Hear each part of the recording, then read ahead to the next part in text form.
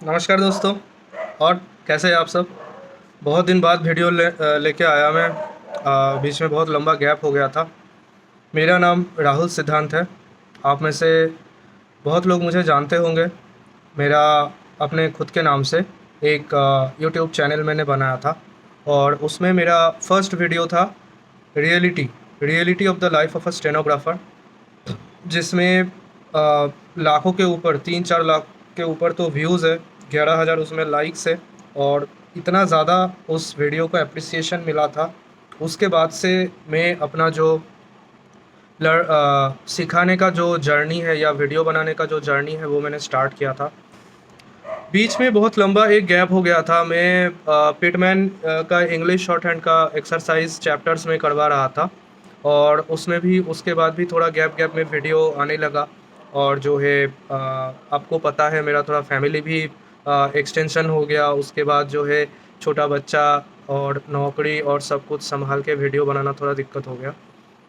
तो उसकी वजह से थोड़ा प्रेशर हो गया था और ऊपर से मैं ऑफ़िस में थोड़ा कुछ मुझे एडिशनल रिस्पॉन्सिबिलिटीज़ मिला था, जिसके बारे में मैं आगे आपको और बताऊँगा। तो वो एडिशनल रिस्पॉन्सिबिलिटीज़ एक्चुअली क्या है, सरकारी दफ़्तर में ज़्यादातर जो मैक्सिमम पोस्ट है ना, वो आप जो देखते हो वैकेंसी का लिस्ट, उसमें से ज़्यादातर जो है अनरिपोर्टेड पोस्ट होते हैं। बहुत उसमें फिर भी बहुत खाली पोस्ट रहता है, जिसमें कोई डेपुटेशन का बंदा रहता है या कोई कॉन्ट्रैक्चुअल काम करता है या वो खाली ही चलता है ऐसे ही। क्योंकि वो लोकेशन ऐसा है, वहाँ पे कोई ज़्यादातर नहीं आना चाहता है, तो वो खाली चलता है। तो वो सारे पोस्ट का जो है घूम फिर के एडिशनल रिस्पॉन्सिबिलिटी ज़िम्मेदारी आ ही जाती है। और ऑफ़िस में ज़िम्मेदारी उनको मिलता है ना जो ज़्यादा काम करते हैं, जिनके काम के प्रति लगाव है, काम के प्रति प्यार है, हमेशा कुछ ना कुछ काम करते रहते हैं। तो उनको उन लोगों को ज़िम्मेदारी ज़्यादा मिलता है और जो काम नहीं करते उनको वैसे भी कुछ नहीं मिलता। तो ये चीज़ है। तो कुछ एडिशनल रिस्पॉन्सिबिलिटीज़ जैसे section officer, head clerk, cash, accounts, ये सब का कुछ एक्स्ट्रा रिस्पॉन्सिबिलिटीज़ मेरे ऊपर आया था, जो कि अब हट गया है। अभी मैं वो सबसे रिलीव हो गया हूँ, तो अभी मैं थोड़ा रिलैक्स्ड हूँ। और मैं आज एक वीडियो ला रहा हूँ जो कि रियलिटी के ऊपर ही बेस्ड है। जो मेरा फर्स्ट वीडियो था रियलिटी के ऊपर, reality of the life of stenographer, उसी सीरीज़ को मैं आगे बढ़ाते हुए आज मैं लाने जा रहा हूँ reality of the post of stenographer और existence of the post of stenographer. ये मेरा आज का टॉपिक है। दोस्तों, मैं काफ़ी टाइम जो है कमेंट्स का मैं रिप्लाई नहीं दे पाता हूँ। बाद में मैं रिप्लाई देता हूँ, लेकिन उसमें थोड़ा टाइम लग जाता है। बहुत समय क्या होता है कि जो क्वेश्चंस आता है या जो भी आता है वो स्टेनोग्राफी से रिलेटेड है, होता है कि हिंदी अच्छा है कि इंग्लिश अच्छा है, पेंसिल अच्छा है कि पेन अच्छा है। इस टाइप का जो नॉर्मल सा सवाल आता है, कुछ कुछ जो कमेंट्स आता है ना, वो मतलब अलग टाइप का होता है, थोड़ा डिफरेंट यूनिक टाइप का कमेंट्स होता है। और एक कमेंट्स जो है, मैंने उस टाइप का कमेंट्स 2-3 बार घुमा फिरा के ना मुझे मिला है वो कमेंट्स। तो वो ये है कि एक मैडम ने मुझे कमेंट किया था। वो ये बोल रही थी कि सर, स्टेनोग्राफर का जो जॉब है, जो ये जो पोस्ट है, इसका जो काम है, तो उनको किसी ने बताया है कि ये पोस्ट जो है ख़त्म हो गया या ख़त्म होने वाला है और इस पे भारत सरकार जो है रिक्रूटमेंट नहीं करने वाला है, इसको एबॉलिश कर दिया जाएगा। तो इसलिए स्टेनो मत सीखो, दूसरा कोई चीज़ सीखो, क्योंकि अभी कंप्यूटर का ज़माना है और कंप्यूटर आ गया है। तो स्टेनो का जो है कोई मतलब है नहीं। और अभी और भी बहुत सारे स्पीच टू टेक्स्ट टाइप का टेक्नोलॉजीज़ आया है, आर्टिफिशियल इंटेलिजेंस आया है ना? तो उन्होंने मुझसे पूछा कि सर, क्या ये सच है? क्या ये पोस्ट ख़त्म होने वाला है और मैं इसको सीखूँ या ना सीखूँ? तो इस चीज़ का क्लैरिफ़िकेशन उन्होंने मुझसे माँगा था। तो मुझे लगा कि ये डाउट ना बहुत कम ही एस्पिरेंट होगा जिनके मन में ये डाउट कभी नहीं आया हो, स्पेशली स्टेनोग्राफ़र जॉब के केस में। बाकी जॉब का केस में तो लोग जो है एमटीएस से शुरू करके सारे पोस्ट के लिए बड़े खुशदिल होकर अप्लाई करते हैं।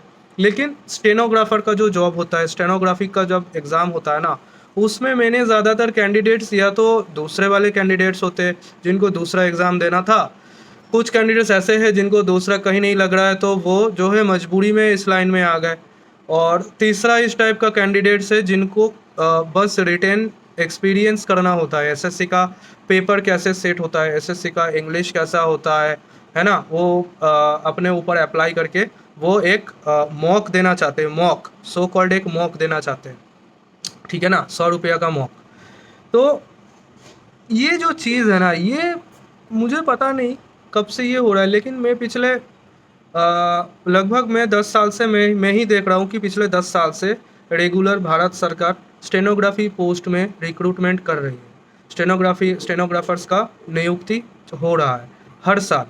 ऐसा मैंने देखा है कि बहुत जैसे एग्ज़ाम वगैरह लेना, रिटेन लेना, उसके बाद स्किल लेना, ठीक है, हाँ, री एग्ज़ाम होता है, डाउट्स रेज होते हैं, फिर से री एग्ज़ाम होता है, रिवाइज्ड लिस्ट निकलते हैं, मेरिट लिस्ट, वो सब अलग चीज़ है। मैं वो सब के विषय में कभी मैं बाद में बात करूँगा।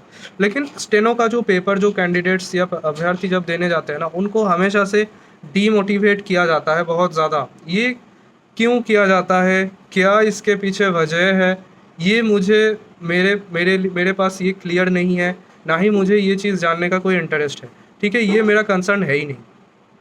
भाई किसका क्या फ़ायदा है ये मुझे नहीं देखना। मेरा फ़ायदा तो जब मैं एस्पिरेंट था, मैंने बहुत लोगों को जो है मैं बोल सकता था कि भाई ये बहुत बेकार है, ये मत दो, या मैं नौकरी के बाद भी मैंने एग्ज़ाम दिया तो उस टाइम में मैं नेगेटिव बता सकता था, कंपटीशन घटता इससे, लेकिन मैंने कभी ऐसा किया नहीं। बाकी जो लोग ये नेगेटिविटी फैलाते हैं उनको इससे क्या फ़ायदा मिलता है ये भी मुझे पता नहीं है। तो मैं भाई लॉजिक का आता हूँ, ठीक है, बात करेंगे लॉजिक का। सरकार जो भी पोस्ट में रिक्रूटमेंट करती है ना, उसके पीछे कारण होता है, क्योंकि जो परमानेंट स्टाफ लिया जाता है जिस पोस्ट में, उन लोगों को सैलरी पेमेंट किया जाता है कंसोलिडेटेड फंड ऑफ इंडिया से, सीएफआई से। ये फंड डिक्रीज होता जा रहा है, डिप्लीट हो रहा है, डिप्लीशन हो रहा है इस फंड का। तो गवर्नमेंट का ऊपर ये लायबिलिटी है, सरकारी जो स्टाफ है ना, ऑफिसर है जो, वो सरकार के ऊपर लायबिलिटी है, क्योंकि उनको सैलरी देना होता है और उसके बदले में उनसे काम लिया जाता है। तो सरकार तो पागल है नहीं कि कोई फालतू का पोस्ट वो डाल के उसमें हर साल वो रिक्रूटमेंट करवाएंगे सेंट्रल बेसिस में, सारे डिपार्टमेंट में, सारे सेक्रेटरीट में, सारे मिनिस्ट्रीज़ में, सारे सबॉर्डिनेट डिपार्टमेंट्स में, पुलिस में, इंश्योरेंस कंपनी में, रिज़र्व बैंक ऑफ इंडिया में, और भी बहुत जगह। तो ऐसा तो कोई डिपार्टमेंट है नहीं, पागल तो कोई है नहीं, सरकार तो ऐसा तो नहीं करेगा कि मुझे नहीं चाहिए लेकिन फालतू का जो है पोस्ट है इसलिए मुझे रिक्रूटमेंट लेना पड़ रहा है। भाई उन लोगों को ज़रूरत है तो वो लोग रिक्रूटमेंट कर रहे हैं और ऐसा होते जा रहा है। मेरे अपने आप टाइम में मैंने 10 साल से देख रहा हूँ, मैं लगातार रिक्रूटमेंट हो रहा है। अब आपको कोई आज मुँह उठा के बोल दे कि भाई ये पोस्ट ख़त्म होने वाला है, एबोलिश होने वाला है, तो मैं आपके नॉलेज के लिए एक चीज़ बता देता हूँ। जिस पोस्ट में कोई डिपार्टमेंट के लेवल में अगर कोई पोस्ट में 5 साल तक रिक्रूटमेंट नहीं होता है, 3 साल से 5 साल तक अगर उसमें रिक्रूटमेंट नहीं होता है, तो वो पोस्ट को डीम टू बी एबॉलिश्ड घोषित किया जाता है। Deem to be abolished, deem to be abolished और एबॉलिश्ड ये दोनों अलग टर्म है, ठीक है। एबॉलिश्ड है मतलब वो ख़त्म हो गया है, अब उसका कोई उद्धार नहीं हो सकता है। Deem to be abolished post वो होते हैं जिनको ये पकड़ के चलना होता है या माना जाता है कि ये पोस्ट भविष्य में एबॉलिश होने का खतरा है, इस पोस्ट में एबॉलिश होने का चांस है, इस पोस्ट में फ्यूचर में। तो इन दैट केस जो है सोचा जाता है कि ये जो है डीम टू बी एबॉलिश्ड है।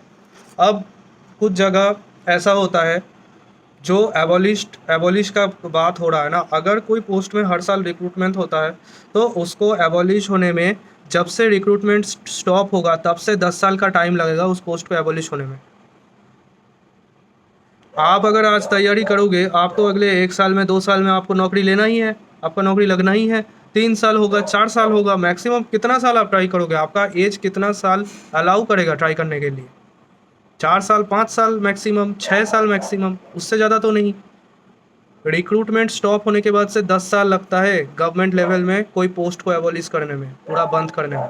और डिपार्टमेंट में जो डीम टू एबॉलिश पोस्ट होता है, जो 3 साल से 5 साल का नॉन रिक्रूटमेंट की वजह से घोषित होता है, उसको फिर से रिलाइव किया जा सकता है, जिंदा किया जा सकता है। उसके लिए मिनिस्ट्री में उस पोस्ट के रेफरेंस में एप्लीकेशन भेजा जाता है, रिक्वेस्ट भेजा जाता है, और उसको प्रॉपरली प्रोसेस करके विद इन 6 मंथ्स उस पोस्ट को लाइव कर सकते हैं, जिंदा कर सकते हैं।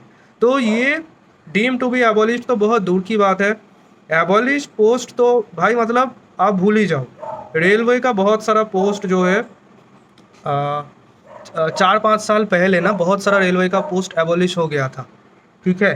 फ्लैगमैन वगैरह और भी कुछ बहुत सारे पोस्ट एबॉलिश हो गया था, जो कि वो नहीं था, जिसमें ना कोई रिक्रूटमेंट होता था 10 साल 15 साल 20 साल से, और ना ही उसका कोई रिक्वायरमेंट था, इसलिए उसका रिक्रूटमेंट भी पूरा बंद हो गया था, पूरा ठप हो गया था।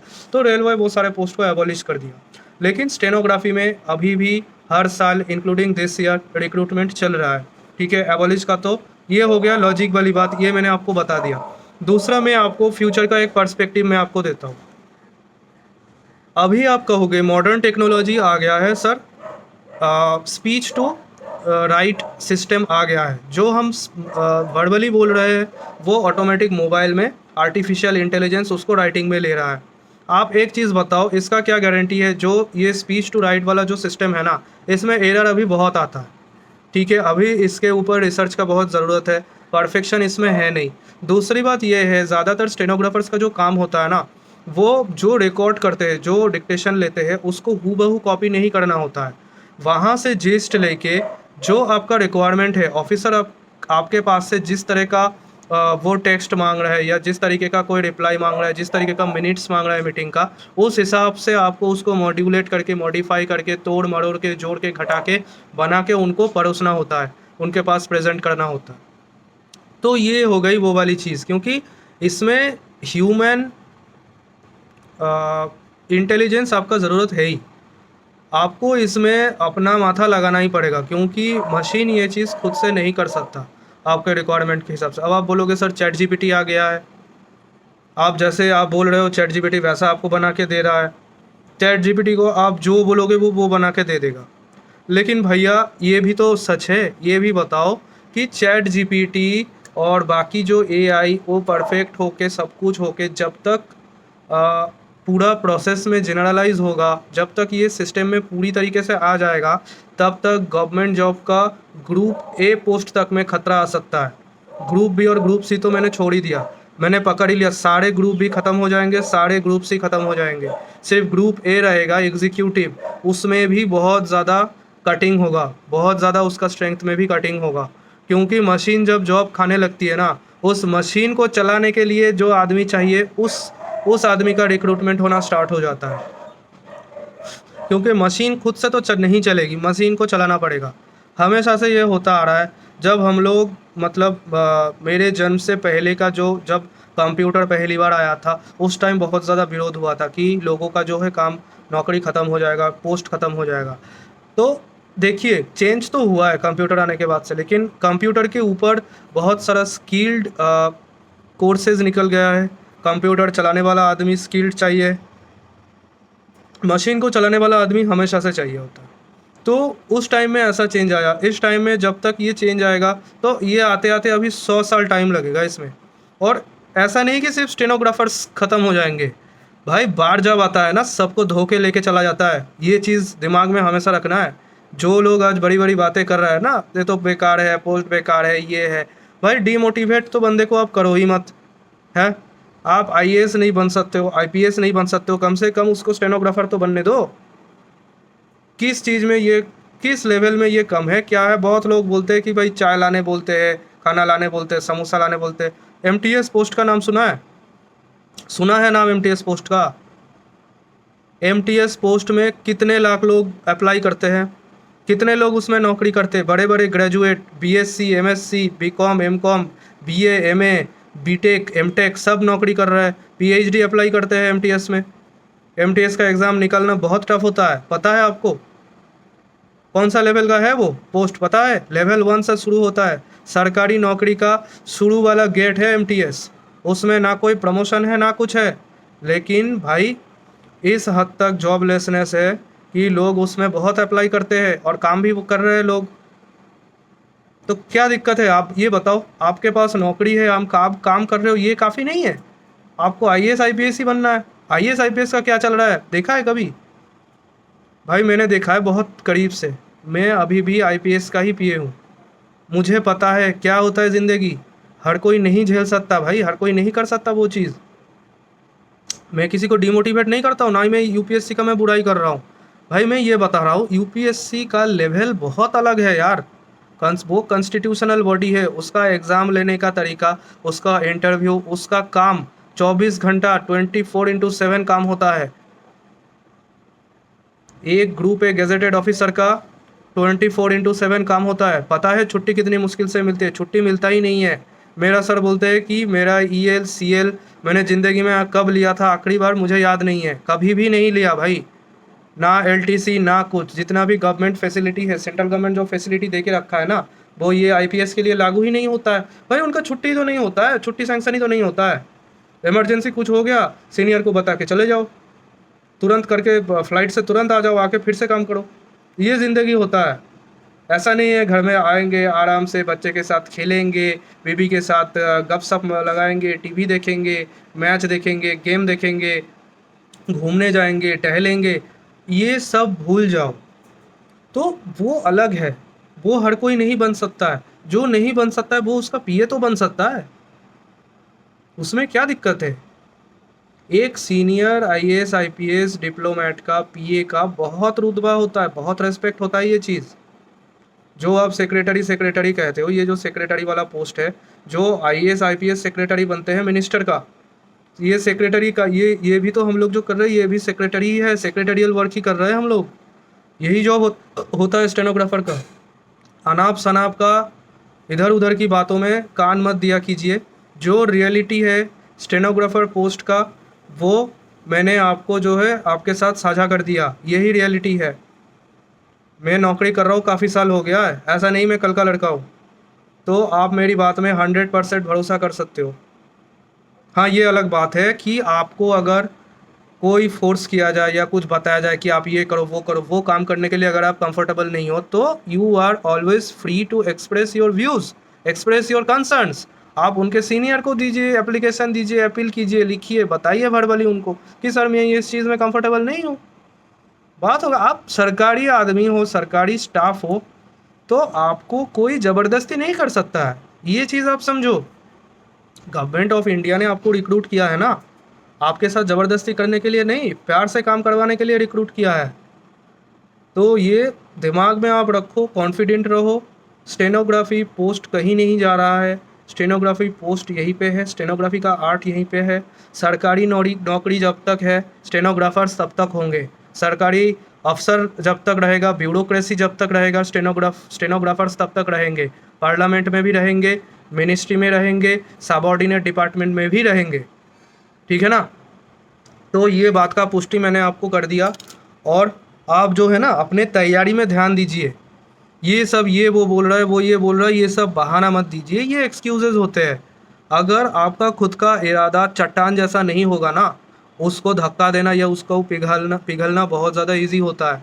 आपको आपके उद्देश्य की तरफ, आपको आपके टारगेट की तरफ ना एक ध्यान होके अपना जो दृष्टि है उसको एकत्रित करके उसकी तरफ ही देखना है। बाकी किधर कौन क्या कह रहा है वो सब नहीं देखना है, वो सब कान में लेना ही नहीं है।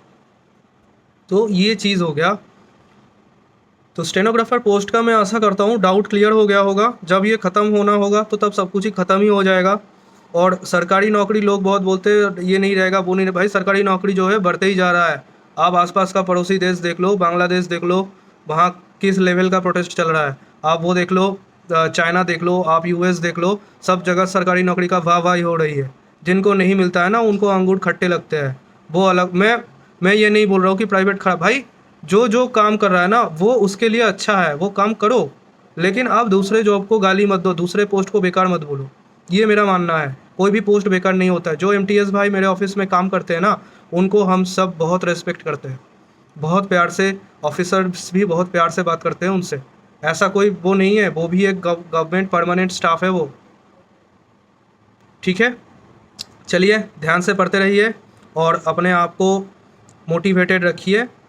और मैं अभी रियलिटी सीरीज़ में और भी वीडियोस में लाने वाला हूँ। स्टे ट्यून्ड, देखते रहिए, ठीक है। और इस वीडियो में आपका कोई सुझाव हो, कोई सवाल हो, कमेंट सेक्शन ओपन है, पूछिए, ठीक है। चलिए बाय, जय हिंद।